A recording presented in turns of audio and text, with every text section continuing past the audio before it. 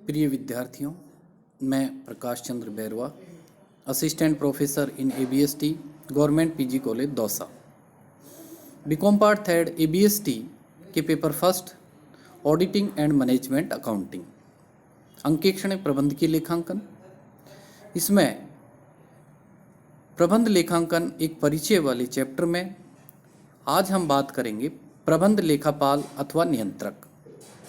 प्रबंध लेखापाल अथवा नियंत्रक क्या है उसके बारे में हम बात करेंगे। पहले व्यावसायिक उपक्रमों में जो व्यक्ति प्रबंध लेखांकन का कार्य संपन्न करते हैं उन्हें प्रबंध लेखापाल कहा जाता है। प्रबंध लेखापाल को मुख्य लेखापाल, नियंत्रक, लेखा प्रबंधक, वित्त निदेशक, वित्तीय नियंत्रक आदि अनेक नामों से भी संबोधित किया जाता है।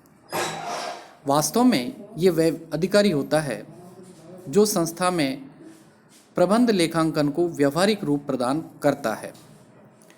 प्रबंध लेखापाल एक वह अधिकारी होता है जो संस्था में प्रबंध लेखांकन को व्यावहारिक रूप तो प्रदान करता ही है, साथ ही साथ वह लेखांकन एवं वित्तीय मामलों में आवश्यक सूचना भी एकत्रित करता है तथा उसे विभिन्न स्तर के प्रबंधकों को प्रस्तुत करता है जिससे वे अपने कार्यों को कुशलतापूर्वक संपादित कर सकें।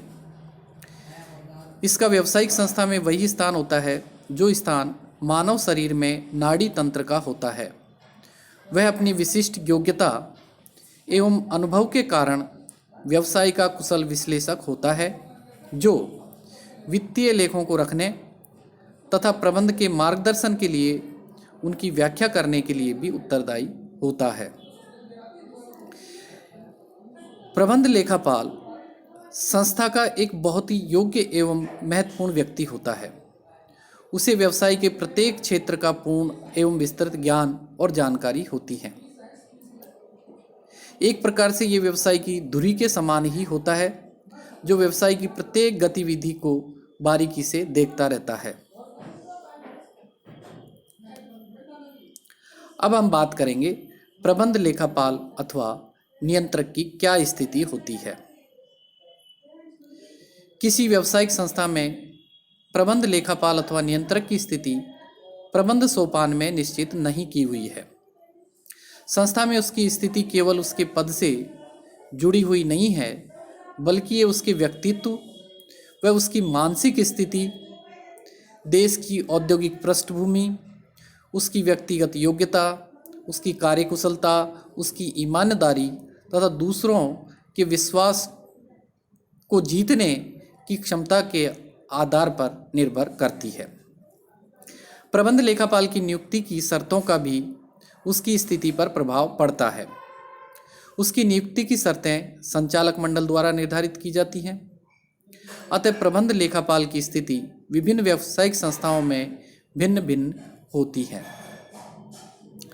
अमेरिका की कंट्रोलर्स इंस्टीट्यूट कमेटी ने नियंत्रक की कुछ संगठनात्मक स्थितियों का सुझाव दिया है जो इस प्रकार है। उनमें पहली है, नियंत्रक नीति निर्धारण करने वाले स्तर पर एक कार्यकारी अधिकारी होना चाहिए तथा वह संस्था के मुख्य कार्यकारी अधिकारी के प्रति उत्तरदायी भी होना चाहिए।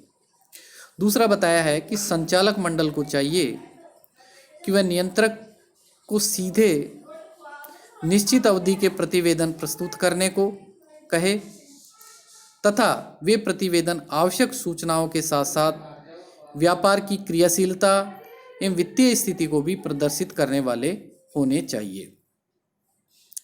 तीसरा है, नियंत्रक संचालक मंडल तथा अन्य उच्च स्तरीय नीति निर्धारित करने वाली समितियों का सदस्य भी होना चाहिए। यदि ऐसा नहीं है तो वो कम से कम संचालक मंडल की बैठकों में आमंत्रित किया जावे तथा उसे अपनी बात करने का अवसर भी दिया जाना चाहिए। इसके बाद में अब हम बात करेंगे प्रबंध लेखापाल अथवा नियंत्रक के गुण। क्या क्या गुण होने चाहिए प्रबंध लेखापाल अथवा नियंत्रक में। इसमें पहला है लेखांकन का ज्ञान।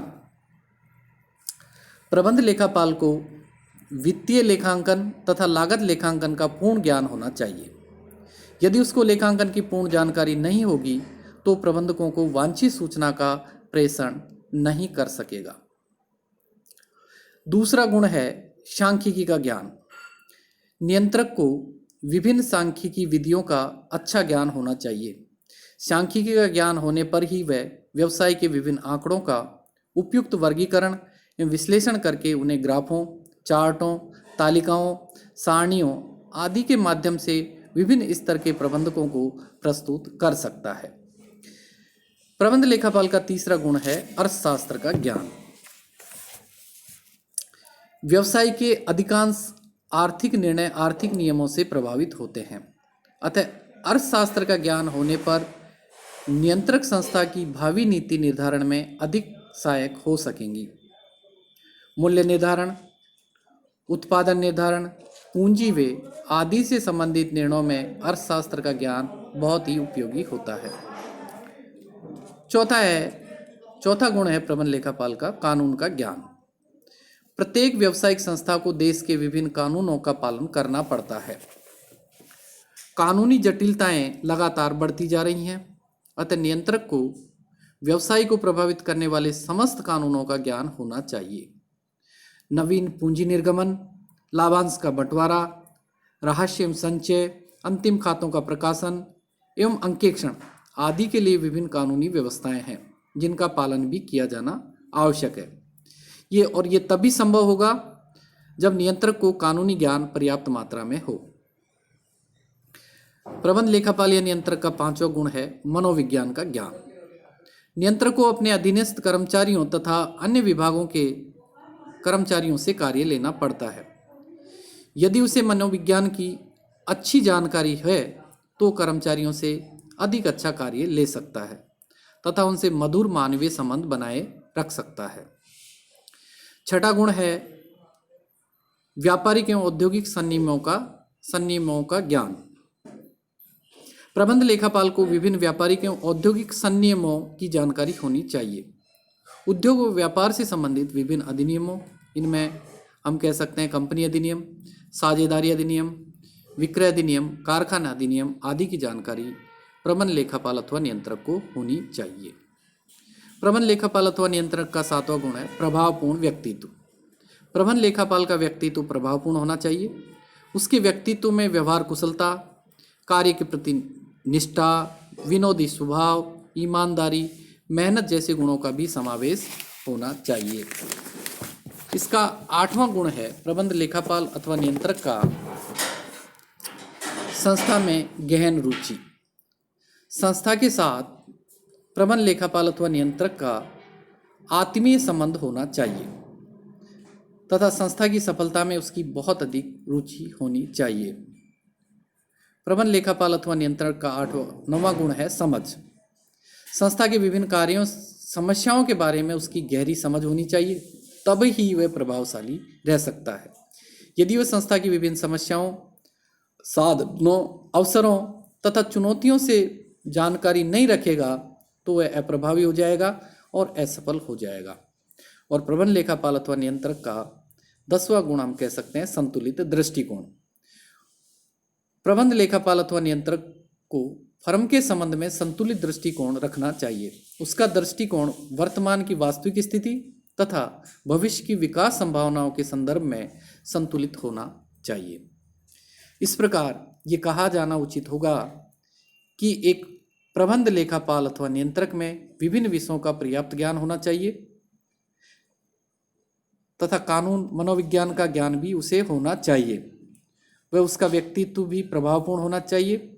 साथ ही साथ उसकी संस्था के प्रति गहन रुचि होनी चाहिए जिससे वह अपना प्रत्येक निर्णय, प्रत्येक कार्य संस्था के हित में कर सके। उसे प्रत्येक स्थिति की वे व्यावसायिक संस्था के बारे में समझ होनी चाहिए और उसका दृष्टिकोण संतुलित होना चाहिए। तो आज के लिए इतना। धन्यवाद सभी का।